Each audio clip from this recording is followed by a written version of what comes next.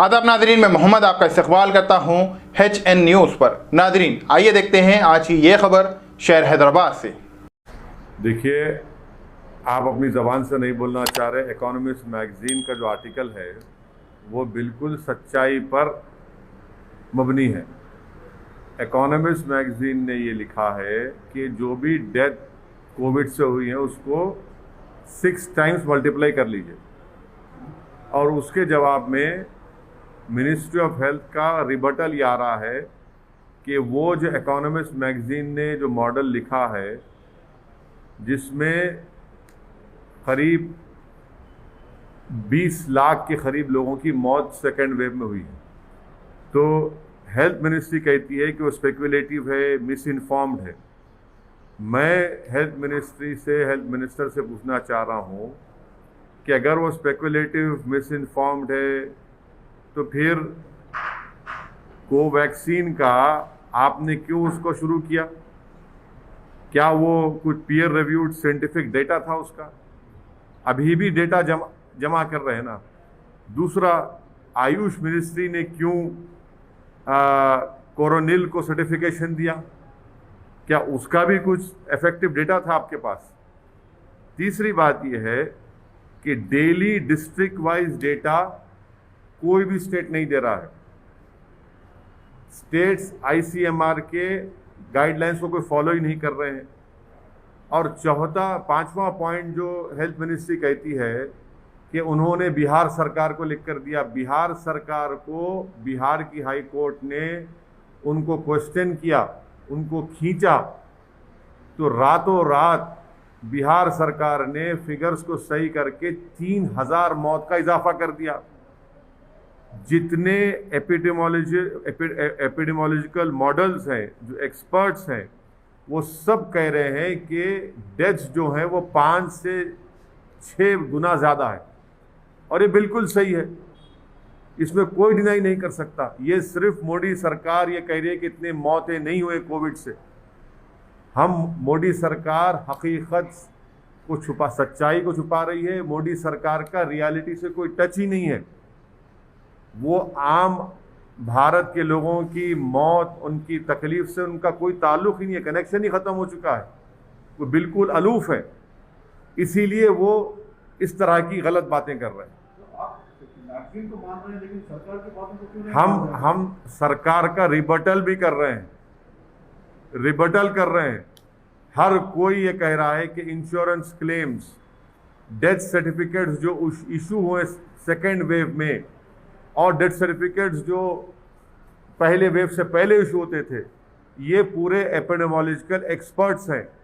Economist magazine में सीओटर के यशवंत देशमुख ने भी इस बात को कहा।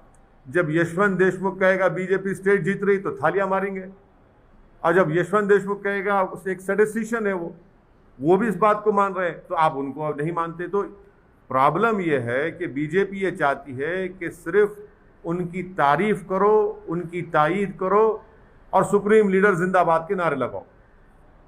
जब सच्चाई सामने आती है कि इतने लोगों की मौत हुई है, इतने हजार बच्चे ऑर्फन हो चुके हैं, मानने को तैयार ही नहीं है।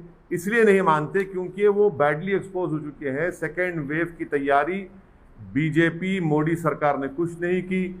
वैक्सीनेशन का ऑर्डर देर से दिया, वैक्सीनेशन का सप्लाई गलत हुआ रहा है, और यही वजह है कि इतनी सब लोगों की मौत हुई है।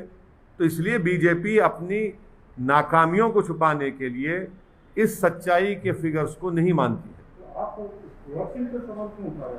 देखिए, अगर आप उनका जवाब पढ़ेंगे हेल्थ मिनिस्ट्री का, इकोनॉमिस्ट मैगजीन के रिबटल में हेल्थ मिनिस्ट्री ने कहा कि वो स्पेकुलेटिव है, मिस इन्फॉर्म्ड है और साइंटिफिक डेटा को फॉलो नहीं किया। तो मैं उनके जवाब में कह रहा हूं कि कोवैक्सीन को भी आपने 3rd ट्रायल का कंसेंट लिया ना जनता से, तो क्या आपके पास डेटा था?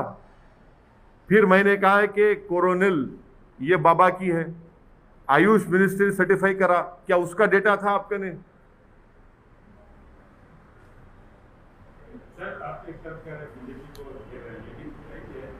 लेकिन इन सब के बावजूद आप देखिए बीजेपी और एनडीए पूरे देश भर में स्ट्रांग हो रही है। अच्छा, तेलंगाना में स्ट्रांग ज्वाइन कर ली है, बिहार में देखिए। मैं लास्ट जो सुना था कि अकाली दल बीजेपी को छोड़ दी, सब पार्टियां इनको छोड़ रहे हैं, और खुद बिहार में उनकी जो एक सहयोगी पार्टी थी उनके खिलाफ लड़ा।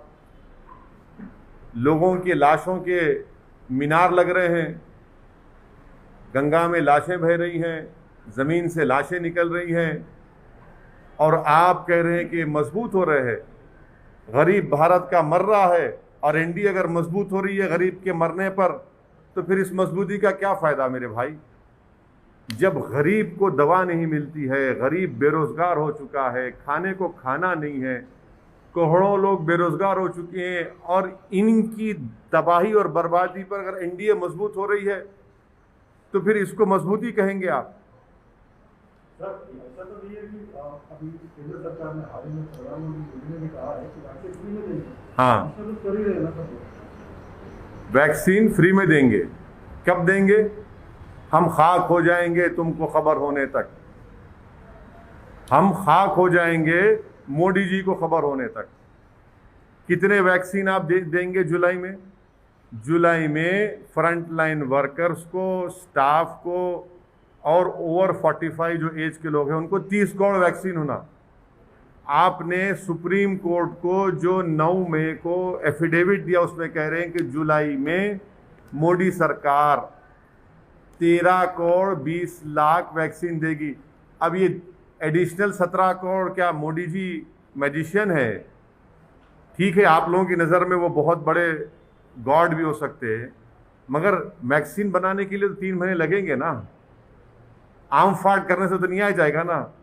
ये वैक्सीन ऐसा है, आप भक्तों के लिए कह रहा हूँ कि टोपी से खरगोश निकालना आसान है, टोपी से फूल बनाना आसान है, मगर टोपी से ये नहीं निकलता वैक्सीन। वैक्सीन के लिए साइंटिस्ट को फैक्ट्री में बैठ के बनाना पड़ता है, उसके लिए पैसे देना पड़ता है, वो उन्होंने किया ही नहीं।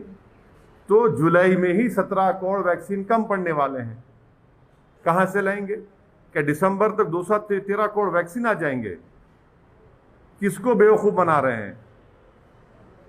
सर बंगाल में भले बीजेपी सत्ता में नहीं आई, लेकिन उन्होंने अपनी मौजूदगी दर्ज कराई और स्ट्रॉन्ग अपोजिशन बन गया है। तो अब क्या लगता है तेलंगाना में जिस तरह से बीजेपी ज्वाइनिंग करा रही है यहाँ के मजबूत ओबीसी लीडर को, तो तेलंगाना में भी आपको लगता है कि मजबूत वो भी बीजेपी है उस तरह से? देखिए, ये नागार्जुना सागर का एक बाई इलेक्शन हुआ था ना, जमानत भी नहीं बचा पाए बीजेपी के लोग। हैदराबाद रंगारेड्डी महबूब नगर का एमएलसी का इलेक्शन हुआ, हार गई बीजेपी। नलगुंडा वरंगल खम्मम का एमएलसी इलेक्शन हुआ, ग्रेजुएट्स का, बीजेपी का 4थे नंबर पे चले गई। अब आप लोगों की नज़र में ये सब अच्छा दिख रहा है तो भाई मुझे नहीं मालूम, या तो आपकी दिमाग का नंबर ज़रा कम हो चुका है, आँख का नंबर कम हो सकता है या बढ़ सकता है, मगर ये दिमाग का नंबर अगर आप लोगों का कम हो रहा है तो फिर इसका इलाज मेरे पास नहीं है। हाँ ना जीएचएमसी में उसके बाद क्या हुआ? अच्छा, जीएचएमसी में आप बताइए कि सेकेंड वेव में कहीं नजर आए बीजेपी आपको? इतने लोग जो बीमार पड़ रहे थे, पीड़ित परिवार के पास कोई नहीं गए। हाँ, कहाँ गए? मौत में गए, मौत में गए या जिंदगी में गए?